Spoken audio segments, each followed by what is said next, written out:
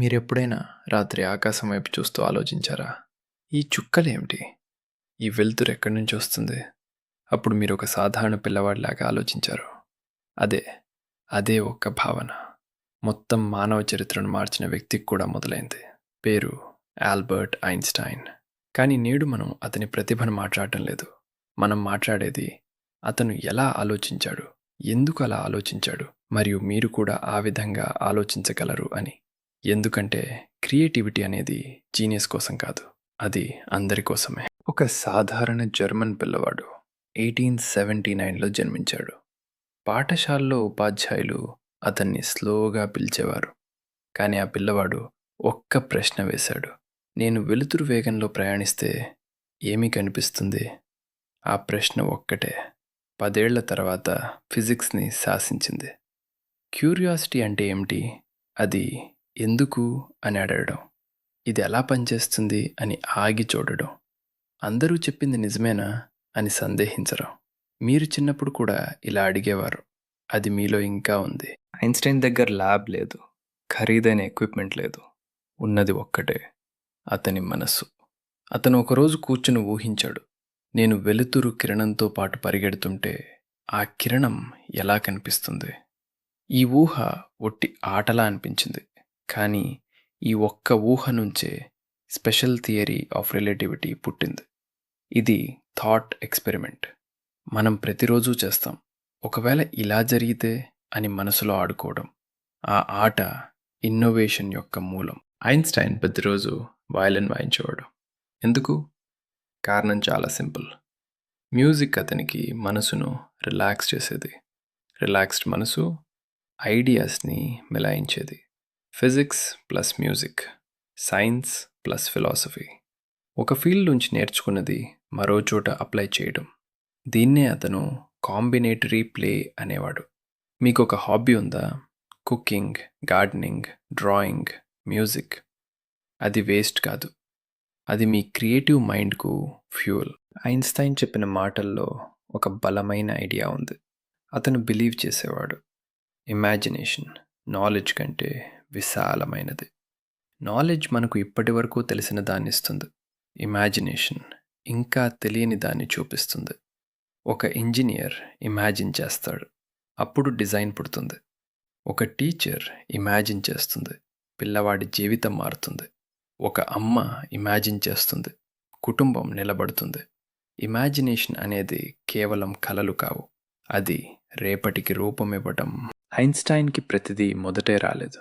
అతను ఇయర్స్గా unified theory కోసం ప్రయత్నించాడు. అది పూర్తి కాలేదు, కానీ అతను ఆగలేదు. క్రియేటివిటీ అనేది సక్సెస్ కాదు, అది ఎక్స్ప్లోర్ చేయడం. తప్పుగా వెళ్ళి తిరిగి వచ్చి మళ్ళీ ప్రయత్నించడం.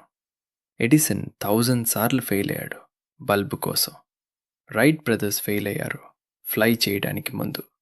ఒక తెలుగు రైతు 10 సార్లు పంట పోగొట్టుకున్నాడు, కానీ 11వసారి హార్వెస్ట్ చేశాడు. ఫెయిలియర్ ఇది ఎండ్ కాదు, ఇది ప్రాసెస్. ఐన్స్టైన్కి ముందు అందరూ నమ్మేవారు, టైం అనేది కాన్స్టెంట్, స్పేస్ అనేది ఫిక్స్డ్, వేగం పెరిగితే టైం మారదు. కానీ ఐన్స్టైన్ అడిగాడు, నిజంగా అలాంటిదా? అతను అజ్యూమ్ చేయలేదు, అతను క్వశ్చన్ చేశాడు. మీ జీవితంలో కూడా ఇలాంటి మూమెంట్స్ ఉంటాయి, ఇది ఎప్పుడూ ఇలాగే జరుగుతుంది అని అందరూ చెప్పే చోట ఒక్కసారి ఆగి అడగండి, ఎందుకు? అది క్రియేటివ్ రెవల్యూషన్ యొక్క మొదలు. ఐన్స్టైన్ ప్రాబ్లమ్స్ని వర్డ్స్తో కాదు, ఇమేజెస్తో ఆలోచించేవాడు. 2 ట్రైన్స్, ఒక క్లాక్, ఒక లైట్నింగ్ ఫ్లాష్, ఇవి అతని థింకింగ్ టూల్స్. మీ మనసులో ఒక ప్రాబ్లం ఉంటే దాన్ని పిక్చర్గా మార్చండి. ఇది ఒక యుద్ధంలా ఉంది అని ఫీల్ అయితే ఆ యుద్ధంలో ఏ వెపన్స్ ఉన్నాయి, ఏ ఎలైస్ ఉన్నారు, ఈ మెంటల్ ఇమేజరీ మీ బ్రెయిన్కి క్లారిటీ ఇస్తుంది. సొల్యూషన్స్ వేరే యాంగిల్ నుంచి కనిపిస్తాయి. ఐన్స్టైన్ ఒక్కసారి అన్నాడు, imagination is more important than knowledge. ఇది ఒక రెబల్ స్టేట్మెంట్. అతను యూనివర్సిటీ రూల్స్ని కాదు, కానీ థింకింగ్ రూల్స్ని ఛాలెంజ్ చేశాడు. మీరు ఒక ఐడియా చెప్పినప్పుడు ఇది పాసిబుల్ కాదు అని మీకు మీరే అనుకుంటారా? ఆ వాయిస్, అది మీ ఎనిమీ. ఫ్రీడమ్ ఆఫ్ మైండ్ అంటే వాట్ ఇఫ్ అని అడగడానికి స్వేచ్ఛ ఇచ్చుకోవడం. జడ్జ్ చేయకముందే ఎక్స్‌ప్లోర్ చేయడం.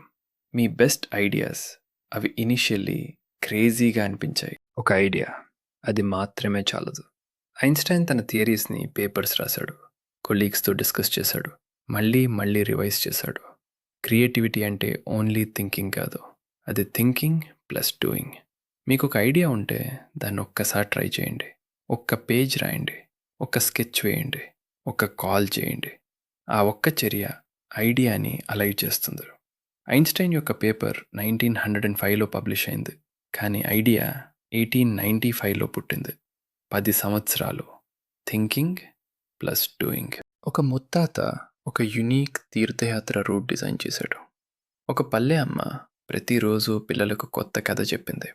ఒక బస్ కండక్టర్ సాయంత్రం పూట ప్రోగ్రామింగ్ నేర్చుకుంటున్నాడు ఒక పెద్ద డ్రీమ్తో. ఇవన్నీ క్రియేటివిటీ. ఐన్‌స్టైన్ మాత్రమే క్రియేటివ్ కాదు, మీరు క్రియేటివ్. మీ డైలీ లైఫ్లో ఒక ప్రాబ్లం సాల్వ్ చేశారా? ఒక కొత్త రెసిపీ ట్రై చేశారా? ఒక కష్టమైన సిచ్యువేషన్లో డిఫరెంట్ అప్రోచ్ వాడారా? అది క్రియేటివిటీ. అది మీకు ఆల్రెడీ ఉంది. ఐన్‌స్టైన్ మనకు ఫిజిక్స్ ఇచ్చాడు, కానీ అంతకంటే పెద్ద గిఫ్ట్ ఇచ్చాడు. ఒక స్వేచ్ఛ.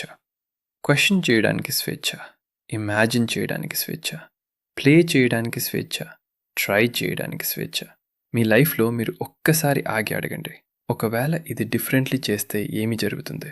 ఆ ఒక్క ప్రశ్న మీ థాట్ ఎక్స్పెరిమెంట్ మొదలవుతుంది. మీ క్రియేటివిటీ మేల్కొంటుంది. మీ లైఫ్లో ఒక చిన్న రెవల్యూషన్ మొదలవుతుంది. థ్యాంక్ యూ ఈ వీడియో చూసినందుకు. మీ క్యూరియాసిటీ అలాగే నిలిచి ఉండాలని కోరుకుంటున్నాను.